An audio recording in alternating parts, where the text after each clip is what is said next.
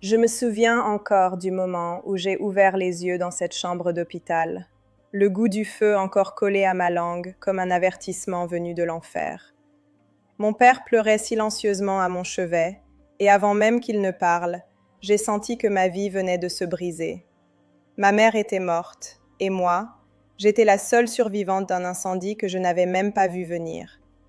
Mais ce qui m'a glacée plus profondément que la douleur, c'est la certitude soudaine que ce n'était pas un accident.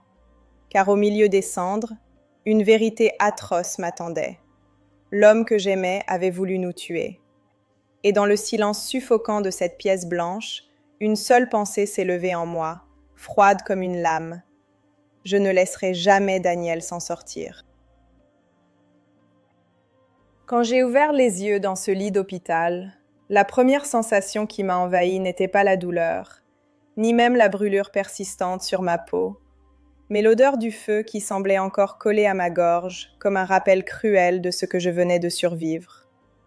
Mon père, assis près de moi avec des yeux cernés et rouges, m'a annoncé d'une voix brisée que ma mère n'avait pas survécu. J'ai senti mon souffle se bloquer, comme si le monde entier s'effondrait autour de moi. Entre la panique, la tristesse et la sidération, un filament d'ombre s'est glissé dans mon cœur, un pressentiment que cette tragédie n'était pas un simple accident du destin. Allongée là, incapable de bouger, j'ai commencé à repasser mentalement toute ma vie récente, essayant de comprendre comment un simple foyer avait pu se transformer en piège mortel. Je me suis raccrochée à mes souvenirs, notamment ceux de Daniel, mon mari depuis 8 ans, l'homme qui avait su me séduire avec son charme tranquille et son sourire rassurant. J'avais toujours pensé que ma vie avec lui était stable, simple et pleine d'un amour sans complications. Mais alors que je restais enfermée dans ma solitude hospitalière, des fragments de doute que j'avais toujours repoussés ont commencé à remonter, comme s'ils attendaient le moment exact pour exploser. Depuis plusieurs mois, Daniel avait changé. J'avais observé des détails infimes mais significatifs. Des retards de plus en plus fréquents, l'odeur de parfums qui n'étaient pas les miens, un détachement subtil qu'il essayait de maquiller derrière des excuses banales. Je me souvenais de la première fois où je l'avais vu sourire devant un message qui venait d'apparaître sur sa smartwatch. Un simple cœur rouge envoyé par un numéro que je ne connaissais pas. Ce jour-là, j'ai senti la première fissure se former dans notre mariage, même si je n'avais rien dit par peur de confirmer ce que je redoutais. Alors que les médecins discutaient autour de moi de brûlures, d'inhalation de fumée et d'heures critiques, je me suis plongée dans mes souvenirs comme pour chercher une explication à ce cauchemar. J'ai revu Daniel me tourner le dos, parler de plus en plus bas au téléphone, déposer des vêtements propres mais imprégnés d'odeurs inconnues. J'avais cru à une fatigue passagère ou à un stress professionnel, mais dans le silence glacé de l'hôpital, je ne pouvais plus nier la vérité. Quelque chose clochait depuis bien longtemps, et ce quelque chose me brûlait désormais de l'intérieur. Je me suis alors surprise à ressentir une émotion inattendue, presque déplacée face à la mort de ma mère.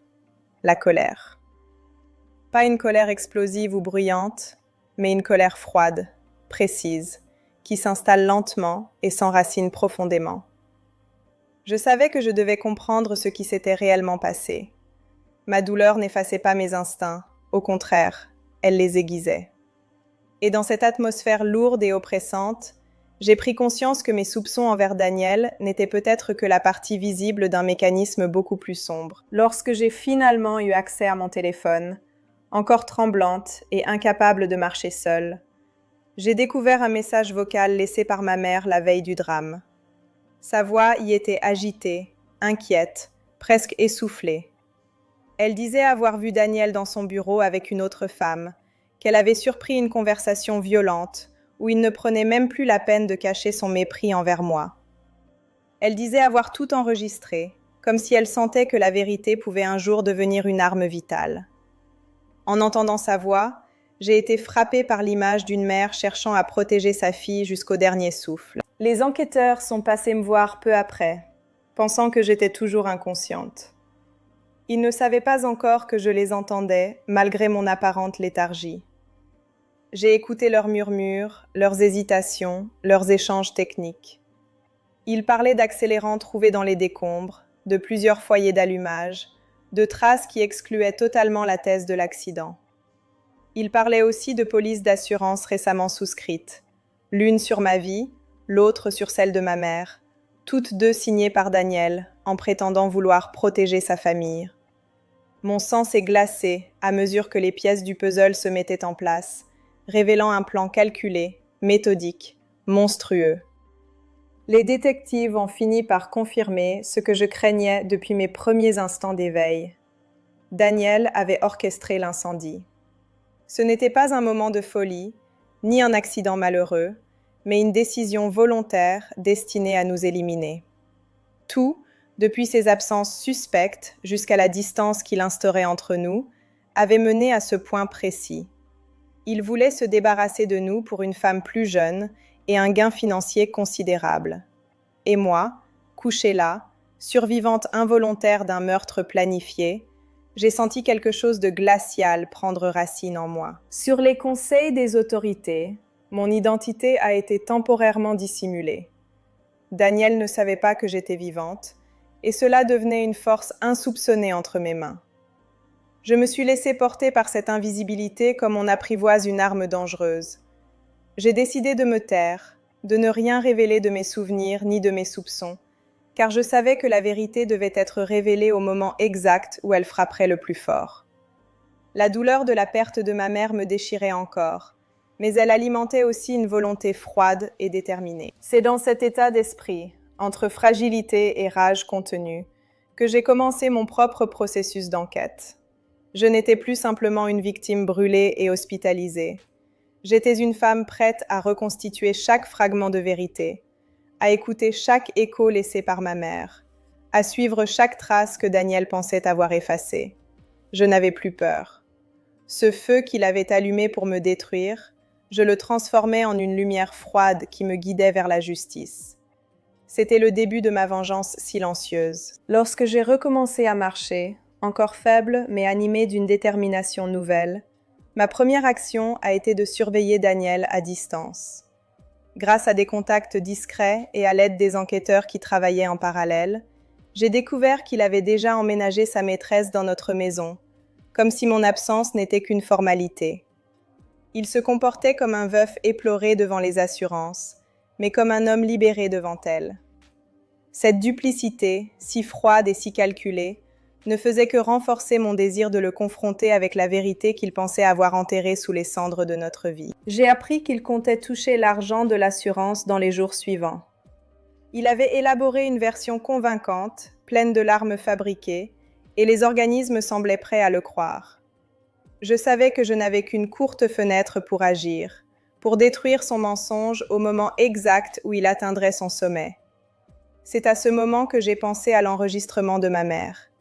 Il contenait tout, sa voix, sa confrontation avec Daniel, ses accusations, et surtout, ses propres mots qui trahissaient ses intentions criminelles.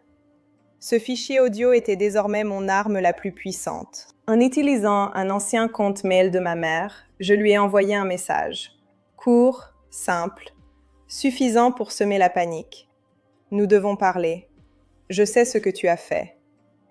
Je savais que la culpabilité, même chez les monstres les mieux dissimulés, finit toujours par créer des fissures.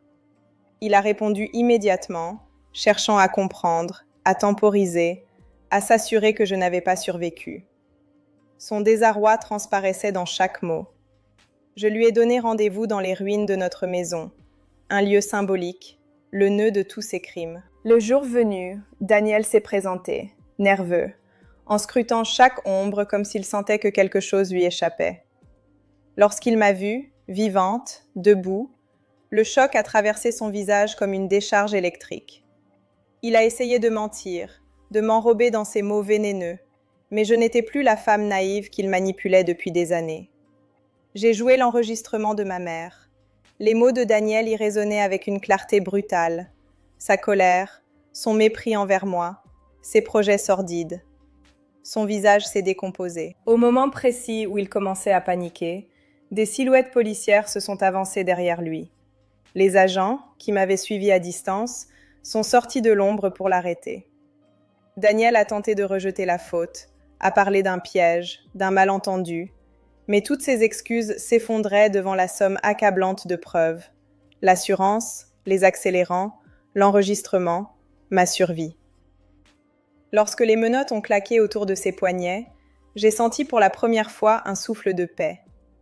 Non pas la paix de la satisfaction, mais la paix de la vérité qui reprend sa place. Après l'arrestation de Daniel, le monde ne s'est pas miraculeusement réparé.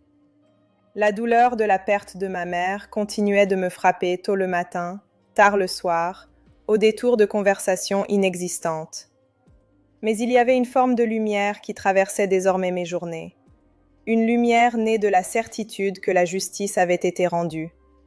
Je suis retournée chez moi, dans une maison encore marquée par l'odeur du brûlé, par les souvenirs perdus et les illusions brisées. Chaque pas que je faisais dans cet espace me rappelait le prix de ma survie. J'ai passé des semaines entières à reconstruire non seulement ma vie matérielle, mais aussi ma vie intérieure. J'avais été trahie dans ce qu'il y a de plus intime, l'amour, la confiance, la famille. Mais j'avais aussi résisté à quelque chose que beaucoup ne comprennent jamais vraiment, la volonté froide de transformer la douleur en force. Je me suis juré que jamais plus je ne laisserais quelqu'un éteindre ma voix ou m'enfermer dans une illusion fabriquée. J'apprenais à me reconstruire pierre par pierre, vérité après vérité. Lorsque je me suis finalement rendue sur la tombe de ma mère au lever du soleil, j'ai réalisé que toute cette histoire n'était pas seulement une lutte contre Daniel, mais une lutte pour défendre l'héritage de ma mère, son amour, sa lucidité, sa volonté farouche de me protéger même dans ses derniers instants. Je lui ai parlé comme si elle pouvait encore m'entendre. Je lui ai promis que sa vérité ne serait jamais oubliée, que sa voix avait été plus forte que le feu qui l'avait emportée. J'ai compris que la vengeance, dans mon cas, n'avait jamais été un acte de violence, mais un acte de vérité. Je n'avais rien créé, rien inventé, rien amplifié. J'avais simplement laissé la réalité parler d'elle-même. Daniel avait allumé un incendie pour effacer nos vies. Moi, je n'ai fait que rallumer la flamme de la justice. Une flamme qui ne détruit pas, mais qui éclaire. Une flamme silencieuse, mais implacable. Aujourd'hui, je raconte mon histoire, non pour inspirer la peur, mais pour rappeler que certains monstres vivent derrière des sourires familiers, et que certaines vérités doivent être protégées comme des éclats de lumière dans la nuit. Je suis une survivante, oui, mais je suis surtout une femme qui refuse de laisser le mensonge gagner. Et si ma voix tremble encore parfois, elle reste indestructible, comme la preuve vivante que même les ruines peuvent devenir des fondations. La première leçon que je tire de cette histoire est que la vérité finit toujours par remonter à la surface, même lorsqu'on tente de l'étouffer sous les mensonges, la manipulation ou la peur. Le temps peut retarder la justice, mais il ne peut jamais la supprimer. Et lorsque la vérité éclate, elle brûle plus fort que n'importe quel incendie destiné à la dissimuler. La deuxième leçon est que survivre n'est pas seulement une question de force physique, mais aussi une question de courage émotionnel.